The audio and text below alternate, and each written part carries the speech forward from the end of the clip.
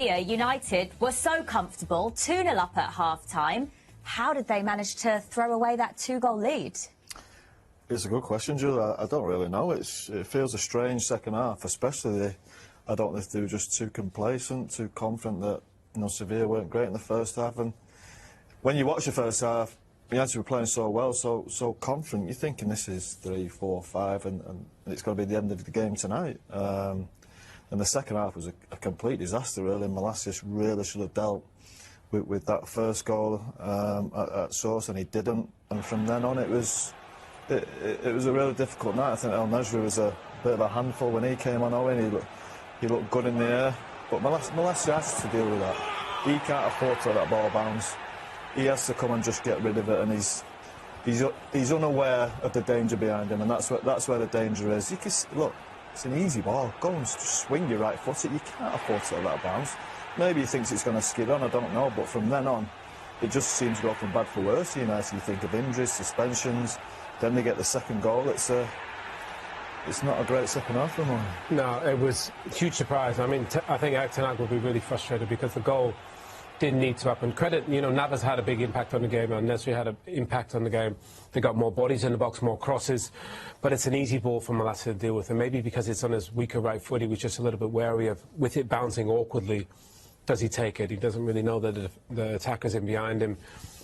Just gets caught, and it's such an easy one to deal with. When he looks at it back tomorrow, he'll be thinking, oh, why didn't I just clear it? And from that moment on, it just felt like the game completely changed. Can you say the same thing about the second own goal? No, it's so difficult for Harry. He's just too close to it. And this could go anywhere. I don't know how it ends up in the back of the net. It looks like when you see it live, you think, oh, it's a great header.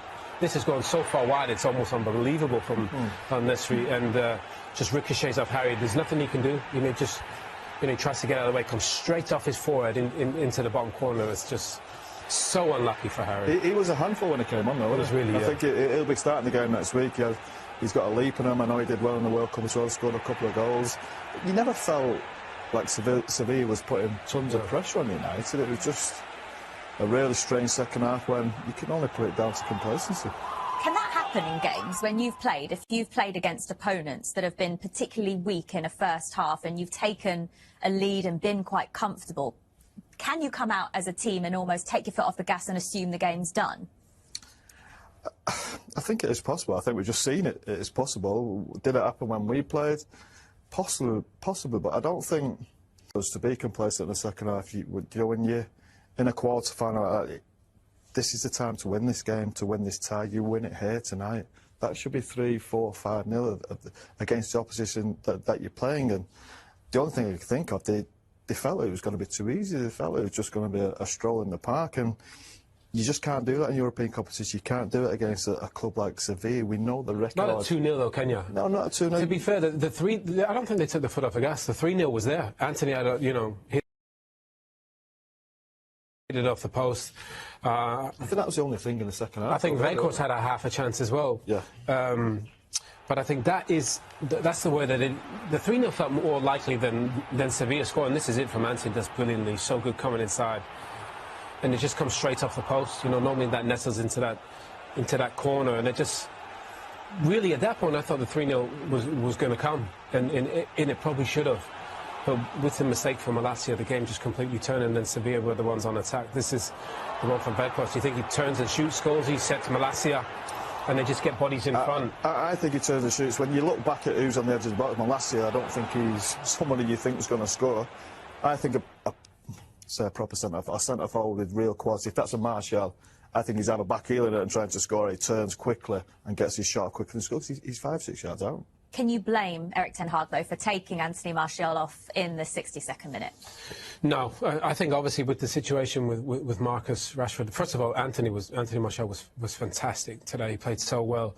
I think maybe more the surprise was that Bruno came off. Maybe he just felt like he wants to get some other players some minutes, but the game definitely changed at that point. I can understand why he did it as a manager, because he's obviously losing Marcus, playing so many minutes. He didn't want to lose Anthony as well.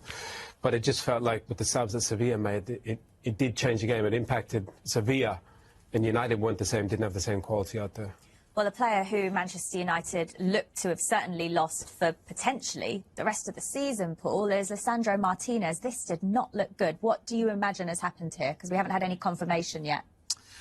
Yeah, look, it's difficult for us to assume, but it does look like he's done his Achilles, which is a bad one. I remember actually playing a game with Nicky Butt.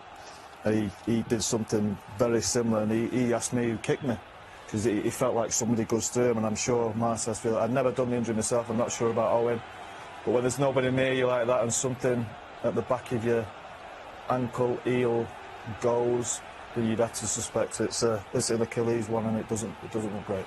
You can see he almost looks around, doesn't he? Yeah. Well, his international teammates carried him off, you know, which is obviously an amazing gesture. He probably didn't want to go off on a stretcher. He's that type, you know, Martinez. But, you know, my thoughts go out to him, you know, because that is the worst, you know, the worst feeling ever as a player. You know you've done something wrong.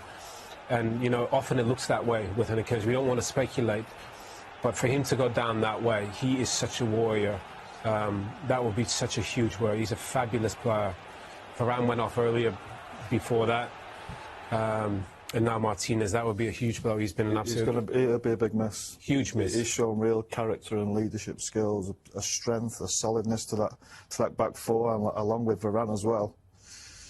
I think it probably makes it a 50-50 game next week now.